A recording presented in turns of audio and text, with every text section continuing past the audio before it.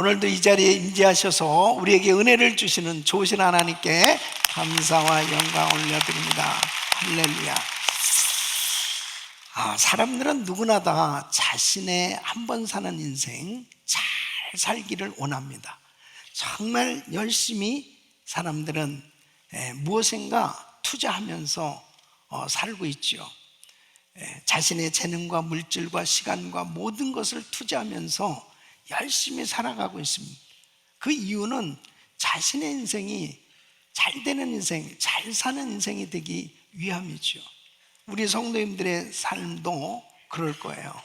정말 무언가 열심히 투자하면서 살고 있지 않습니까? 그런데 자신의 인생을 돌아보면 한두 번 정도는 내가 참 그렇게 하지 말았어야 했는데, 내가 그때 잘못 판단했던 거야, 잘못 결정했던 거야, 잘못 참 투자했어, 그런 생각을 가질 수 있는 그런 일이 있을 거예요. 그래서 우리 예수님께서는 정말 이 땅에서는 안전하지 않다는 거죠. 보장될 수가 없는 그런 삶이 될 수 있다는 거예요. 그래서 주님이 이렇게 말씀을 하십니다. 마태복음 6장 20절에 보면 오직 너희를 위하여 보물을 하늘에 쌓아두라. 저기는 좀이나 동록이 해하지 못하며 도적이 구멍을 뚫지도 못하고 도적질도 못하느니라. 하나님의 나라에 투자하는 인생, 하나님의 나라를 위해서 그곳에 투자하는 것이 가장 안전하고 그리고 보장됐다, 그렇게 주님께서 말씀하고 있는 겁니다. 그러니까 하나님의 나라에 투자를 한다는 것은 하나님께 드리는 것을 의미하는 거죠. 그러니까 우리 인생이 잘 살아야 되겠는데, 자기의 인생이 잘 사는 인생이 되기 위해서는 하나님 앞에 잘 드리는 삶이 되어야 잘 사는 인생이 될 수 있음을 말씀하고 있는 겁니다. 그러니까 성경을 보니까 가장 값진 투자, 가장 잘 드리면 하나님 앞에 복된 인생, 잘 사는 인생이 될 수 있음을 말씀하고 있습니다. 예를 들면 아브라함은 그의 인생에 가장 잘 드린 것은 100살에 낳은 아들 이삭을 하나님 앞에 드렸던 것입니다. 그에게 있어서 생각해보면 이건 정말 잘한 일이야 라고 할 수 있다면, 하나님의 말씀에 순종해서 독자 이삭을 번제로 드리라 했을 때 그 말씀에 순종해서 드렸던 거죠. 그렇기 때문에 하나님께서 그에게 네가 이제야 나를 경외한 줄 알았다, 그 하나님이 약속하신 그 놀라운 말씀을 분명하게 컨펌해 주시면서 여호와 일의 축복을 그의 생에 또 자손 만대까지 그렇게 은혜를 주셨던 걸 보게 됩니다. 솔로몬도 마찬가지예요. 솔로몬도 그의 생에 잘한 일은 왕이 돼서 하나님 앞에 1000번제를 드렸던 것입니다. 그 하나님 앞에 1000번제를 드리고 나서 그는 자기가 구하지도 않았던 부와 수와 모든 것들을 하나님께서 지혜와 함께 다 주셨던 것을 경험하게 되지요.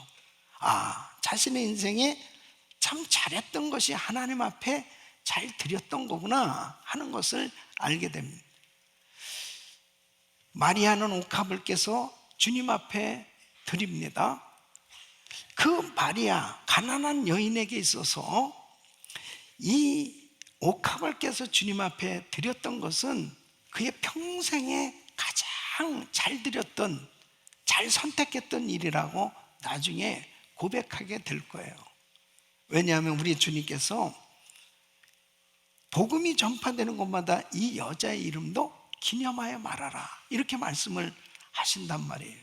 그러니까 우리가 살아가면서 정말 나의 인생이 잘 사는 인생이 돼야 되는데, 잘 사는 인생이 되려면 하나님 앞에 잘 드린 인생이 되어야 한다 하는 것을 말씀하고 있는 거예요. 저와 우리 성도님들은 정말 잘 사는 인생이 되어야 될 줄로 믿습니다.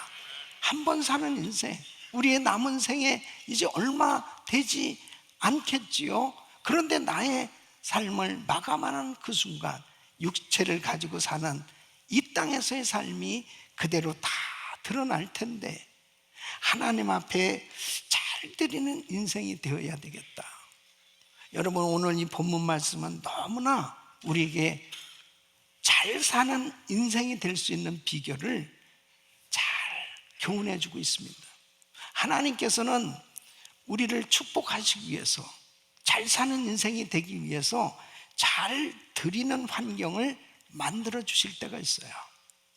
오늘 이 본문 말씀을 보면 예수님께서 게네사렛 호숫가에서 사람들에게 말씀을 전하고 계셨습니다. 그때 많은 사람이 모였어요. 그래서 주님께서 이 베드로의 배를 빌려서 이제 강대상으로 사용하셔서 그 많은 사람들에게 말씀을 가르치셨습니다. 그리고 그 베드로의 그 빈 배에 물고기를 가득 채워주시고, 그리고 이 베드로를 사명자로 불러주셔서 위대하게 쓰시는, 이 베드로를 부르신 그 장면을 알 수 있습니다. 오늘 저는 이 말씀을 통해서 저와 우리 성도님들이 정말 한 번 사는 인생, 우리의 남은 생에 잘 사는 인생이 되어야 되겠다. 오늘 이 말씀을 듣는 모든 성도님들이 베드로처럼 이렇게 잘 사는 인생 될 수 있기를 예수 이름으로 축원합니다. 하나님의 나라에 투자를 잘 할 수 있어야 된단 말이죠. 잘 드리는 인생이 되어야 잘 사는 인생이 될 수 있는데, 그러면 어떻게 하면은 하나님 나라에 잘 투자를 할 수 있을까? 그 첫째는 하나님께 드리는 훈련을 잘 받아야 됩니다. 여러분, 오늘 이 2절 말씀을 보면은 호숫가에 두 배가 있는 것을 보시니 어부들은 배에서 나와서 그물을 씻는지라. 자, 어부들이 그물을 씻고 있었습니다. 배들이 이렇게 있었어요.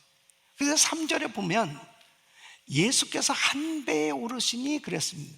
여러 배 가운데 한 배를 선택하셨습니다. 그 배는 누구의 배예요? 시몬의 배라. 베드로의 배를 주님이 빌리셨어요. 이 베드로는 전혀 그런 생각을 하지 않았겠지만은 정말 뜻하지 않게 예수님께서 말씀을 전하시는데 자신의 배를 빌려 드릴 수 있었어요. 그 주님께서는 자녀들을 축복하실 때 하나님께 드릴 수 있는 환경을 만드시는 겁니다. 그런데 잘 드리면 하나님께서 놀라운 은혜를 부어주시는데, 자, 이 배에 물고기가 가득 채워질 뿐 아니라 자기의 배뿐 아니라 친구의 배까지 두 배에 가득 채워지도록 하나님께서 축복을 해주셨는데, 그리고 위대한 사도로 이 베드로를 불러주셨는데, 이렇게 하나님께서 축복해 주시기 위해서 드릴 수 있는 환경을 만드시지만, 사실 드리는 훈련이 안 되면 순종이 잘 안 됩니다. 왜 순종이 안 되냐? 사람들의 마음에 이기심이 있어요. 욕심이 있습니다. 그렇기 때문에 자꾸 인색한 마음이 드는 거예요. 그 하나님 앞에 드린다라고 했을 때 육신적인 생각을 가지면은 참 순종이 쉽지 않습니다. 그렇기 때문에 이 드리는 훈련이 얼마나 중요한지 모릅니다. 그러니까 성경에 보면은 하나님 앞에 이 드리는 훈련을 통해서 하나님이 연단해 주셨고, 그리고 드리는 환경을 주심으로 순종할 때 역사해 주시는 것을 보게 됩니다. 그래서 마가복음 10장 29절로 30절 보면 예수께서 가라사대 내가 진실로 너희에게 이르노니 나와 및 복음을 위하여 집이나 형제나 자매나 어미나 아비나 자식이나 전토를 버린 자는, 이 버린다는 것은 드렸을 때 먼저 그의 나라와 그의 의를 구하는 거예요. 복음과 주를 위해서 드렸을 때 금세에서 집과 형제와 자매와 모친과 자식과 전토를 몇 배나 받아요? 100배나 받고 이럴 때 크게 몇 배나 받아요? 100배나 받고 핍박을 겸하여 받고 내세 영생을 받지 못할 자가 없느니라. 그 하나님 앞에 주와 복음을 위해서 이렇게 자신의 것을, 집이나 가족이나 땅이나 주님 앞에 드렸을 때, 투자했을 때 주님께서는 100배나 더해 주시겠다. 자, 누가복음 18장 29절 30절 말씀은 내가 진실로 너희에 이르노니 하나님의 나라를 위해서 하나님의 나라에 투자를 하는 거예요. 집이나 아내나 형제나 부모나 자녀를 버린 자는 금세에서 몇 배를 받아요? 여러 배를 받고 내세 영생을 받지 못할 자가 없느니. 그럼 사람들이 투자를 했는데 100배를 얻는다고 할 겁니다. 여러 배를 얻는다고 하면 투자 안 할 사람이 어디 있겠어요? 그렇잖아요? 투자 안 할 사람이 없습니다. 사람들이 다 이윤을 얻기 위해서 열심히 투자를 하는 건데, 아니 이런 투자가 어디 있겠냐고요. 100배를 얻는다, 여러 배를 얻는다, 이거는 정말 보장이 됐다면 투자 안 할 사람이 없을 거예요. 그런데 하나님의 나라에 투자하는 것은 드리는 훈련이 되지 않으면 안 된다니까요. 우리 사랑하는 성도 여러분, 하나님 앞에 12의 1을 누가 드릴 수 있겠어요? 누가 하나님 앞에 감동이 되어졌을 때 그 감동에 순종해서 드릴 수 있어요? 평소에 작은 일에 충성하는 것처럼 드리는 훈련이 되어질 때, 하나님 앞에 말씀에 순종이 되어질 걸 믿으시고 드리는데 성공하시기를 예수 이름으로 축원합니다. 두 번째는 하나님의 말씀을 듣는 것이 중요합니다. 누가 하나님 나라에 잘 투자하고 잘 드려질 수 있느냐? 바로 잘 말씀을 듣고 그 말씀을 그대로 순종하는 그 사람에게 이런 은혜가 임하는 겁니다. 자, 보세요. 3절 말씀을 보면 배에서 무리를 가르치시더니 그랬습니다. 자, 예수님께서 누구의 배를 타셨어요? 베드로의 배를 타셨죠. 지금 베드로는 어디 있을까요? 지금 그 배 안에 있는 거예요. 자신의 배니까. 그러니까 예수님께서 그 배를 타시고 말씀을 전하시니까 베드로는 자연히 주님 곁에서 지금 말씀을 듣고 있는 거죠. 여러분, 믿음은 주님의 말씀을 들어야 믿음이 생겨지는 겁니다. 그러니까 로마서 10장 17절 말씀, 믿음은 들음에서 나며 들음은 그리스도의 말씀으로 말미암니다. 그러니까 주님의 말씀을 들을 때 믿음이 생겨지고 믿음이 있어야 순종하는 거예요. 그러니까 이 베드로는 믿음이 없던 사람이죠. 그런데 자신의 배를 주님이 말씀을 전하는 강대상으로 빌려드리고 그 배에 타서 주님이 말씀을 전하시는데, 말씀을 가르치시는데 그 말씀을 계속 듣다 보니까 베드로는 말씀에 감동을 받기도 하고 은혜를 받았어요. 아, 목사님, 베드로가 은혜를 받았다, 감동받았다, 어떻게 알 수 있습니까? 누가복음 5장 5절에 보면 이제 예수님께서 베드로에게 깊은 곳에 그물을 던지라고 합니다. 그랬을 때 이 베드로가 이렇게 대답하는 거예요. 선생이요, 우리들이 밤이 맞도록 수고를 했을 때 얻은 것이 없지만은 다 해봤습니다. 전부 낮은데 깊은데 멀리 다 가서 물고기를 잡아봤지만은 얻은 것이 없습니다. 근데 뭐라 그래요? 말씀에 의지하여 내가 그물을 내리리이다. 이건 놀라운 은혜예요. 그러니까 물고기 잡는데 누가 전문가냐고요? 베드로가 예수님보다 더 전문가예요. 베드로가 너무 잘 알아요. 물고기만 잡으며 살았던 사람이니까. 그런데 주님이 말씀을 전하시는데 주님의 말씀을 듣다 보니까 와, 너무 감동이야. 그리고 이분을 존경하게 되고 이분의 말씀을 정말 이렇게 신뢰하게 되는 그런 믿음이 생겨진 거죠. 그러니까 주님이 말씀하신 대로 말씀에 의지하여 그물을 내립니다. 여러분, 말씀을 잘 듣는 게 이렇게 중요합니다. 우리가 신앙생활하면서 믿음이 있어야 하나님 앞에 잘 드리는 인생이 될 수 있는데, 믿음을 가지려면 하나님의 말씀이 있어야 돼요. 하나님의 말씀을 들어야 믿음이 생겨지고, 그 믿음을 가져야 하나님 말씀에 순종이 되어서 순종해서 드려질 때 내 인생이 잘 사는 인생이 될 수 있다니까요. 우리 사랑하는 성도 여러분, 성경을 보십시오. 어떤 사람이 정말 잘 사는 인생이 되었습니까? 하나님의 말씀을 통해서 믿음을 갖게 되었을 때 주님이 드리라고 하는 감동을 주실 때가 있습니다. 예수님의 제자들에게 예루살렘 떠나지 말고 아버지가 약속하신 것을 기다려 몇 날이 못해 성령으로 세례를 받으리라 그랬어요. 그때 그 제자 가운데 마가가 자기의 마가의 다락방, 그 마가의 다락방이 바로 110명이 모여서 약속의 말씀을 붙들고 기도하는 장소가 됐어요. 그 장소에 성령의 불이 떨어졌다니까요. 여러분, 그 마음에 자신의 집을 내어드리고 자신의 인생을 드릴 수 있는 그 순종은 믿음이 있어야 돼요. 그것은 하나님의 말씀을 가까이 할 때 믿음이 생겨진대. 사랑하는 성도 여러분, 일하는 사람일수록 바쁠수록 정말 많은 사역을 하면 할수록 더 말씀 묵상하고 더 예배의 자리에 있고 더 하나님의 은혜를 받으면 하나님의 은혜로 승리하는 삶 되는 줄로 믿습니다. 세 번째는 자신을 깨닫는 것이 중요한 겁니다.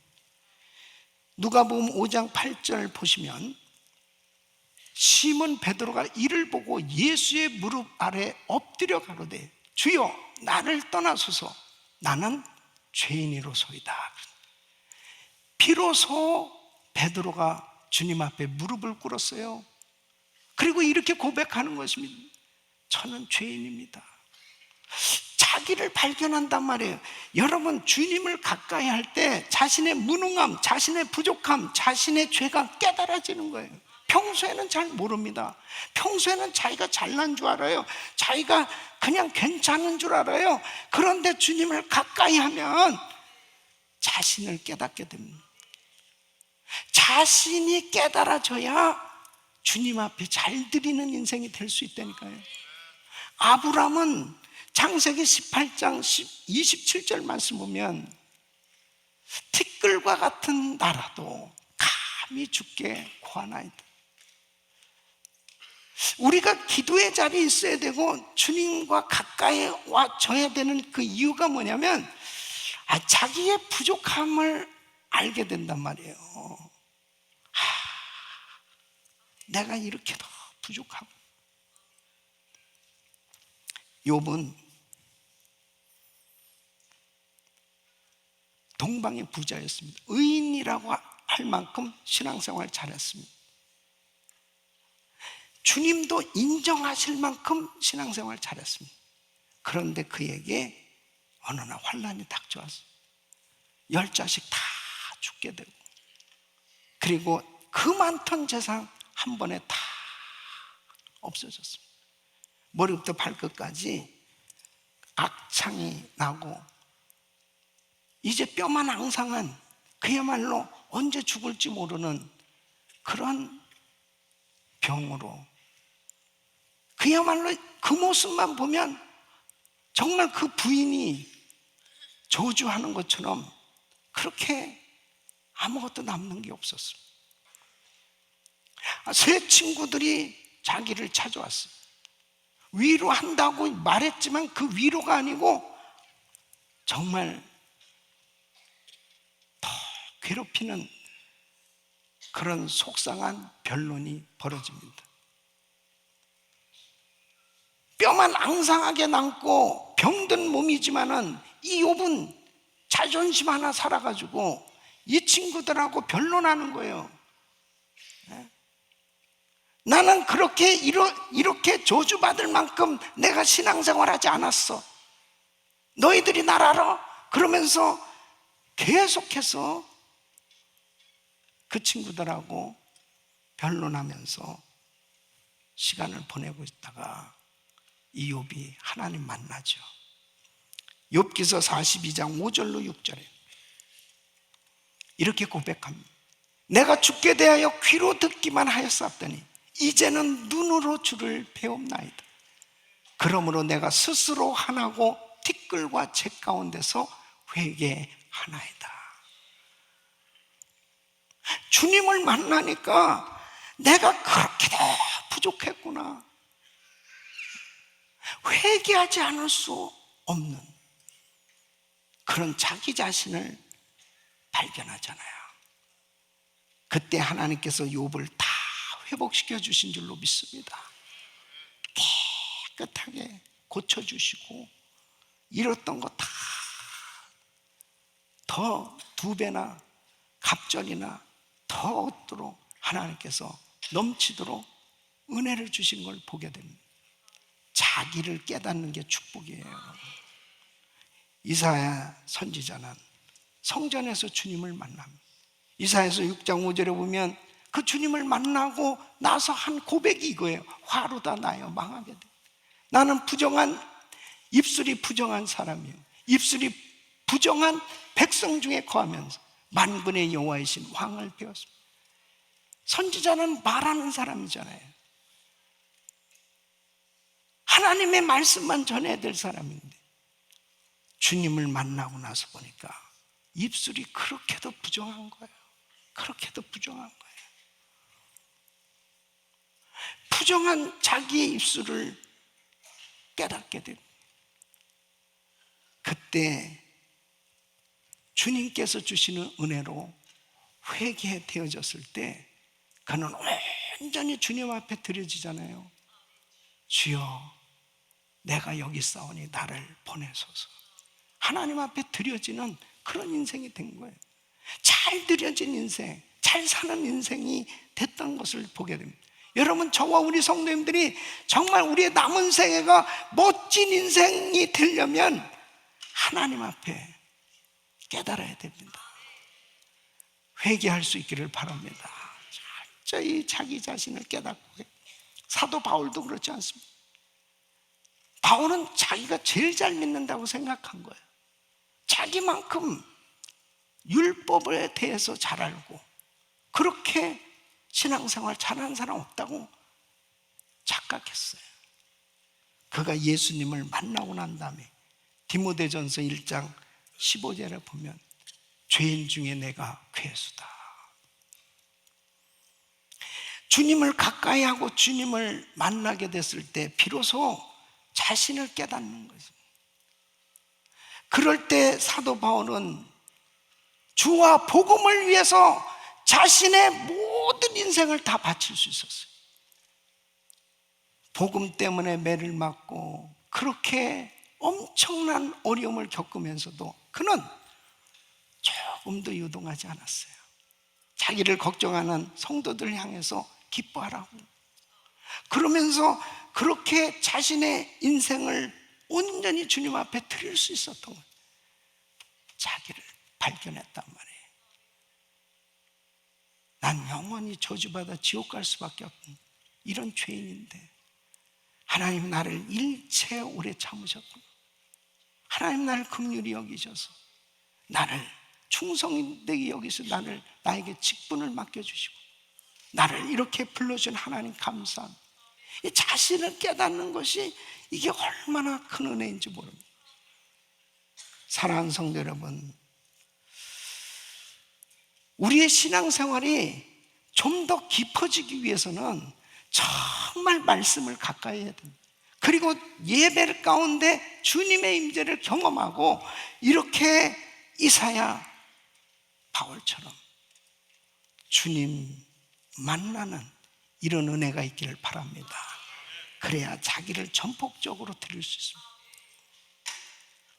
자기를 깨닫지 못하니까 온전히 받쳐지지 못합니다. 남이 자꾸 보여주는 것입니다.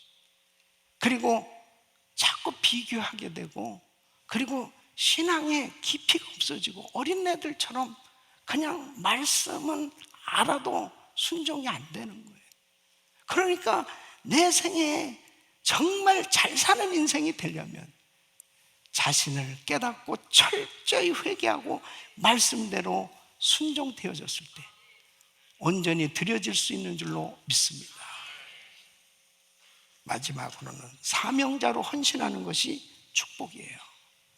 여러분, 누가복음 5장 10절로 11절 말씀 보면 세베대의 아들로서 시몬의 동업자인 야고보와 요한도 놀랐어요. 예수께서 시몬에게 일러 가시되 무서워 말라.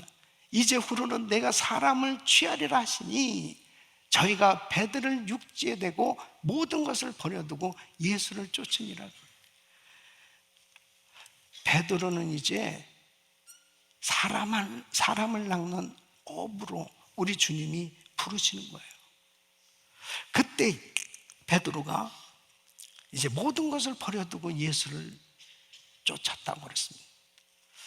이렇게 베드로가 사명자로 부름을 받고 헌신했을 때 그의 인생의 가장 큰 전환점은 주님이 이제 너를 사람을 낚는 어부로, 내가 사람을 취하는 하나님의 종으로 너를 부르리라, 내가 너를 쓰리라.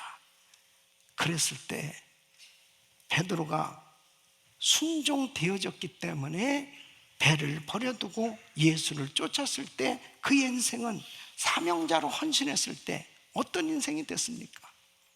그냥 갈릴리 어촌의 어부로 그냥 살다가 끝난 인생이 아니고, 바로 그는 전 세계에 복음을 전할 수 있는 복음 전하는 자로, 하나님 앞에 사명자로 위대하게 쓰임받은 줄로 믿습니다. 그렇다면 베드로만 사명자입니까? 목사와 선교사만 사명자입니까? 마태복음 28장 19절에는 너희는 가서 모든 족속으로 제자를 삼으라는 이 말씀, 이 명령은 바로 예수 믿는 우리 모두를 사명자로 부르신 줄로 믿습니다. 그러므로 복음을 위해서 하나님께서 우리 자녀를 쓰시겠다고 하신다면, 우리 사업장을 쓰시겠다고 하신다면, 우리 가정을 쓰시겠다고 하신다면, 우리의 교회를 쓰신다고 하신다면 드릴 수 있다는 것, 이것이 가장 큰 복인 줄로 믿습니다.